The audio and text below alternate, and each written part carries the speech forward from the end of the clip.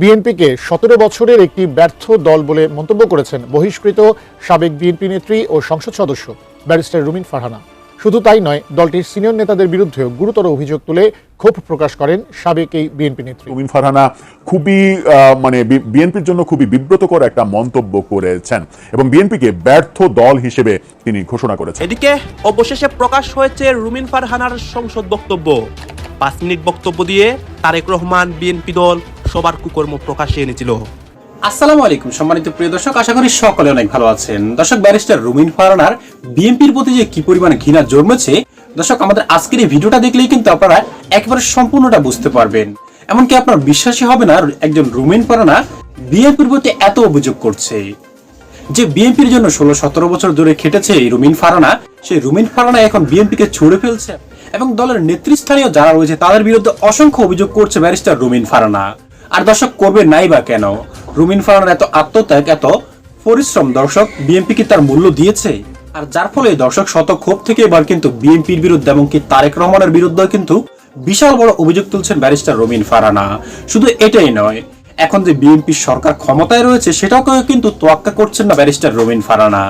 আর এটাই কিন্তু একজন আসল নেত্রীর গুণাবলী এবং আসল নেত্রীর দর্শক পরিচয়, যেটা কিন্তু ব্যারিস্টার রুমিন ফারহানা একেবারে নির্ভয়ে কিন্তু প্রকাশ করে দিয়েছে।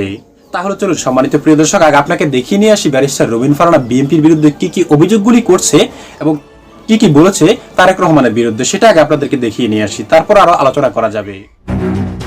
ত্রয়োদশ জাতীয় সংসদ নির্বাচনে স্বতন্ত্র প্রার্থী হয়ে নির্বাচিত হন রুমিন ফারহানা। বিএনপির সাবেক আন্তর্জাতিক বিষয়ক এই সহ সম্পাদক এবার একটি বেসরকারি টেলিভিশনে দেওয়া এক সাক্ষাৎকারে তার সাবেক দলকে নিয়ে করেছেন বিস্ফোরক মন্তব্য। বিএনপির বড় নেতাদের চেয়ে বেশি জনপ্রিয়তার কারণে তিনি দলের ভেতরে টার্গেটে পরিণত হয়েছিলেন, আর এটাই তার বহিষ্কৃত হওয়ার অন্যতম কারণ বলে মনে করেন ব্রাহ্মণবাড়িয়া 2 আসনের স্বতন্ত্র সংসদ সদস্য রুমিন ফারহানা। রুমিন ফারহানা বলেন, বিএনপি চেয়ারপারসন বেগম খালেদা জিয়া অসুস্থতা ও কারাবরণের কারণে খালেদা জিয়া যখন রাজনীতি থেকে ক্রমে দূরে সরতে থাকেন তখন থেকেই তার প্রতি অনেকের বিরূপ মনোভাব তৈরি হচ্ছিল। তিনি বিএনপির নেতৃত্বকে উদ্দেশ্য করে বলেন, বিএনপির নেতৃত্ব তার উপর নাখোশ ছিল, এমনকি তাকে হিংসা পর্যন্ত করত। তবে তিনি জানিয়েছেন বহিষ্কারের পর নিজেকে মানসিকভাবে হালকা অনুভব করছেন। তিনি বলেন, দীর্ঘ 17 বছর ধরে একটি ব্যর্থ দলকে ডিফেন্ড করার যে চাপ তার উপর ছিল তা থেকে তিনি আজ মুক্তি পেয়েছেন। এছাড়া তিনি অভিযোগ করেন, শুধু রাজনৈতিক প্রতিপক্ষই নয়, দলের ভেতরের একটি অংশও তাকে নানাভাবে হেনস্থা করেছে। বিএনপির সাবেক এই নেত্রী বলেন, অনলাইনে বড় নেতাদের খুশি করতে কিছু লোক তাকে তাচ্ছিল্য ও অপমান করত। এমনকি আওয়ামী লীগের লোকজনের পাশাপাশি বিএনপির ভেতরের অনলাইন গ্রুপের আক্রমণেরও শিকার হয়েছেন তিনি। সবশেষে তিনি বলেন, এই দল থেকে বের হয়ে তিনি যেন সেই চাপ ও হেনস্থা থেকে মুক্তি পেয়েছেন। এর আগে বিএনপি চেয়ারপারসন খালেদা জিয়া 2025 সালের 30 ডিসেম্বর চিকিৎসাধীন অবস্থায় মারা যান। একই দিনে দলের স্থায়ী কমিটির সভায় রুমিন ফারহানাকে বহিষ্কার করা হয়। এরপর তিনি ব্রাহ্মণবাড়িয়া 2 আসন থেকে দলের বিরুদ্ধে প্রার্থী হয়ে নির্বাচনে অংশ নিয়ে জয়লাভ করেছিলেন। দর্শক, স্বতন্ত্র নির্বাচনের কারণে বিএনপি থেকে বহিষ্কৃত হয়েছিলেন বিএনপির আলোচিত নেত্রী রুমিন ফারহানা।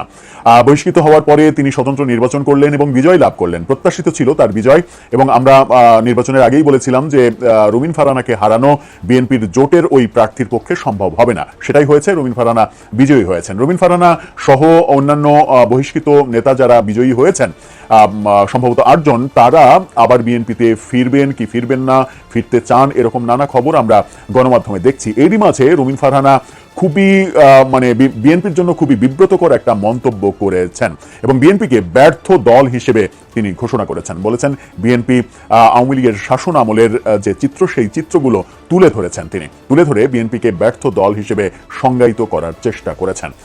রুমিন ফারহানা যখন বিএনপিকে ব্যর্থ দল বলছেন, তখন তিনি কি আদৌ বিএনপিতে ফিরতে আর চান, নাকি তার গন্তব্য অন্য কোনো দলে হবে? আর বিএনপিতে তিনি ফিরতে চাইলেও এই ধরনের মন্তব্যের পরে বিএনপি কি আবার তাকে ফেরাবে? প্রশ্নগুলো সামনে এসেই যায়। চলুন একটু প্রশ্নগুলোর সমাধান খোঁজার চেষ্টা করি এবং রুমিন ফারহানা কি বলতে চাইলেন বিএনপির সম্পর্কে একটু বোঝার চেষ্টা করি। এটার পরে বিএনপির সম্ভবত তার উপরে এত বেশি গোস্বা করবে যে তাকে বিএনপিতে ফেরানোর একটা চেষ্টা থাকলেও সেটা বোধহয় ভেস্তে যাবে।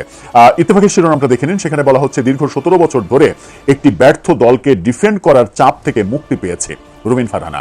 বিএনপিকে ব্যর্থ দল হিসেবে বলেছেন 17 বছর ধরে এই ব্যর্থ দলকে আমি ডিফেন্ড করেছি, অর্থাৎ এই ব্যর্থ দলের পক্ষে আমি ভয়েস রেজ করেছি। এটা সত্য যে বিএনপির পক্ষে ভয়েস রেজ করার মাত্র যে 2-4 জন মানুষ ছিলেন তার মধ্যে রুমিন ফারহানা অন্যতম। আর রুমিন ফারহানাকে মনোনয়ন না দেওয়া এটা বিএনপির জন্য একটা বড় আত্মঘাতী সিদ্ধান্ত ছিল।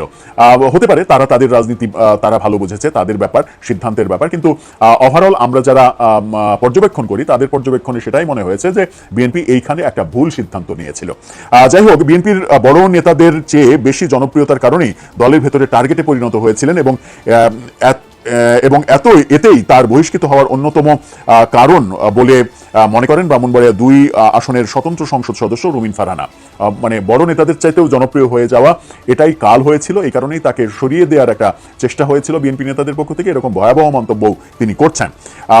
তিনি বলেছেন যে বিএনপি চেয়ারপারসন বেগম খালেদা জিয়ার অসুস্থতা ও কারাবরণের কারণে খালেদা জিয়া যখন রাজনীতি থেকে ক্রমে দূরে সরতে থাকেন তখন থেকেই তার প্রতি অনেকের বিরূপ মনোভাব তৈরি হচ্ছিল। যারা আমার উপরে নাখোশ ছিল তারা আমাকে হিংসা করত। মূলত পদধারী বড় নেতাদের চেয়ে আমার জনপ্রিয়তা বেশি হওয়ায় আমি টার্গেটে পরিণত হই, এমনটাও তিনি বলেছেন। বহিষ্কারের পর নিজেকে মানসিকভাবে হালকা অনুভব করেছেন জানিয়ে রুমিন ফারহানা বলেছেন, দীর্ঘ 17 বছর ধরে একটি ব্যর্থ দলকে ডিফেন্ড করার যে চাপ ছিল তা থেকে মুক্তি পেয়েছে। বিভিন্ন নির্বাচনের সময় টক শোতে উপস্থাপকরা মুস্কি হেসে প্রশ্ন করতেন, এবার কি করবেন? এই চাপ বহন করা মোটেও সহজ ছিল না। এছাড়া তিনি অভিযোগ করেন, শুধু রাজনৈতিক প্রতিপক্ষই নয়, দলের ভেতরের একটি অংশও তাকে নানাভাবে হেনস্থা করেছে। অনলাইনে বড় নেতাদের খুশি করতে কিছু লোক আমাকে তাচ্ছিল্য ও অপমান করত। আওয়ামী লীগের লোকজনের পাশাপাশি বিএনপির ভেতরের অনলাইন গ্রুপের আক্রমণের শিকারও হয়েছি, এমন দাবিও তিনি করেছেন। তিনি আরো বলেছেন, এই দল থেকে বের হয়ে আজ আমি যেন সেই চাপ ও হেনস্থা মুক্ত হতে পেরেছি। বিএনপি চেয়ারপারসন বেগম খালেদা জিয়া 2025 সালের গত বছরের 30 ডিসেম্বর চিকিৎসাধীন অবস্থায় মারা যান। সেদিনই রুমিন ফারহানাকে বহিষ্কার করা হয়েছিল এবং তারপরে রুমিন ফারহানা বলেছিলেন যে বিএনপি চেয়ারপারসন বেগম খালেদা জিয়া আমাকে দলে এনেছিলেন, তারও মৃত্যু হলো, আমারও দল থেকে মৃত্যু হলো, একই দিনে 2টা মৃত্যু হলো, এরকম আবেগঘন কথা বলেছিলেন। কিন্তু রুমিন ফারহানা দলের অভ্যন্তরের ষড়যন্ত্রের এই কথাটা প্রথমবারের মতো বলে ফেললেন। দলের অভ্যন্তরে সত্যিই কি তাকে নিয়ে ষড়যন্ত্র হয়েছিল এবং অনেক তারকা নেতা তারা কি মনে করছিলেন যে তাদের চাইতে রুমিন ফারহানা অনেক বেশি হাই ভোল্টেজ ফিগারে পরিণত হচ্ছে, অনেক বেশি জনপ্রিয়তা তৈরি হচ্ছে, এই কারণে তাকে সরিয়ে দেওয়াটা তাদের জন্য একটা বড় ব্যাপার হয়ে দাঁড়াচ্ছিল, এই কারণে কি তাকে সরিয়ে দেয়া? আর বিএনপিকে যে তিনি ব্যর্থ দল বলছেন, যে 17 বছর আওয়ামী লীগের সময়ে বিএনপি আসলে কিছুই করতে পারেনি, ব্যর্থ দল, সেই ব্যর্থ দলকে তিনি ডিফেন্ড করেছেন, তার পক্ষে, ব্যর্থ দলের পক্ষে ভয়েস রেজ করেছেন। আমি ব্যর্থ দল সরাসরি বলতে চাই না, কিন্তু বিএনপির পক্ষে যে ভয়েস রেজ করেছেন রুমিন ফারহানা, সেই কৃতজ্ঞতা প্রকাশটা বিএনপি করেনি, এই ব্যাপারটুকুতে আমি একমত। আবার এই অংশটুকুতেও একমত যে আওয়ামী লীগের 15.5 বছরে বিএনপি অনেক সুযোগ পেয়েছে, এমনকি সরকার ফেলে দেওয়ার সুযোগও তারা পেয়েছে, কিন্তু সেই সুযোগগুলোকে তারা কাজে লাগাতে পারেনি বলেই তাদেরকে দীর্ঘ সময় অপেক্ষা করতে হয়েছে। অনেকে বলেন যে বিএনপির 15.5 বছরের বিরোধী দলে 17 বছর তো সব মিলিয়ে, আওয়ামী লীগের 15.5 বছরে যদি বিএনপি বিরোধী দল না থাকতো, যদি রিভার্সটা হতো, বিএনপি ক্ষমতায় থাকতো আর আওয়ামী লীগ বিরোধী দলে থাকতো, তাহলে বিএনপি 15.5 বছর ক্ষমতায় থাকতে পারতো না, 5 বছরেই তাদের পতন ঘটতো, যেটা আওয়ামী লীগ সরকার এত বেশি সুযোগ দিয়েছে। আওয়ামী লীগ সরকার সুযোগ তাদের দেয়া সুযোগগুলোকে বিএনপি কোনোভাবেই কাজে লাগাতে পারেনি, সেখানে বিএনপির রাজনৈতিক দুর্বলতা দেখা গেছে। সেই দুর্বলতাটা হয়তো তারা এখন কাটিয়ে উঠছে। তারেক রহমানের দেশে প্রত্যাবর্তন একটা অন্যতম শক্তি তাদের জন্য।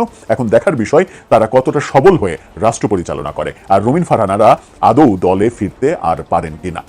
সম্মানিত দর্শক শ্রোতা, ব্যারিস্টার রুমিন ফারহানার যে কথাগুলি আপনারা শুনেছেন এবং তারেক রহমানের বিরুদ্ধে এবং বিএনপির নেতৃস্থানীয় যারা রয়েছে তাদের বিরুদ্ধে যে অভিযোগগুলি তুলেছেন ব্যারিস্টার রুমিন ফারহানা, দর্শক আপনি একজন সাধারণ জনগণ অথবা দর্শক হিসাবে আপনার কি মনে হয় না যে ব্যারিস্টার রুমিন ফারহানার এই অভিযোগগুলি একেবারে 100% রাইট? কারণ দর্শক, শুরুতেই ব্যারিস্টার রুমিন ফারহানাকে দল থেকে নমিনেশন দেয়নি, অর্থাৎ নমিনেশন না দেওয়ার পর ব্যারিস্টার রুমিন ফারহানা স্বতন্ত্র থেকে নির্বাচন করার ঘোষণা দিলেও সেখানেও কিন্তু নানা বাধাবিঘ্ন শিকার হয়েছে বিএনপির তরফ থেকে, বিএনপির নেতাকর্মীদের তরফ থেকে এই ব্যারিস্টার রুমিন ফারহানা। এবং দর্শক, ব্যারিস্টার রুমিন ফারহানা জয়ী হয়ে আসার পরও তার জনপ্রিয়তা কি জিনিস সেটা দেখানোর পর ব্যারিস্টার রুমিন ফারহানার কাছে একবারও বিএনপির কোনো নেতাকর্মী যায়ওনি, এমনকি তাকে দলে আবারও ঢুকানোর দর্শক প্রস্তাবও করেনি, যেটা কিন্তু অনেকটাই কিন্তু দুঃখজনক। আর সেই দুঃখ এবং নানা ক্ষোভ থেকেই কিন্তু এই ক্ষোভের বহিঃপ্রকাশ করেছে ব্যারিস্টার রুমিন ফারহানা। তবে দর্শক, এগুলো শোনার পর আপনার কি মনে হয় ব্যারিস্টার রুমিন ফারহানার এই কথাগুলি 100% রাইট? তবে অবশ্যই আপনার মূল্যবান মতামতটুকু দর্শক আমাদের কমেন্ট বক্সে লিখে যাবেন। আজ এ পর্যন্তই। ভালো থাকবেন সকলে, আশা করি। খোদা হাফেজ।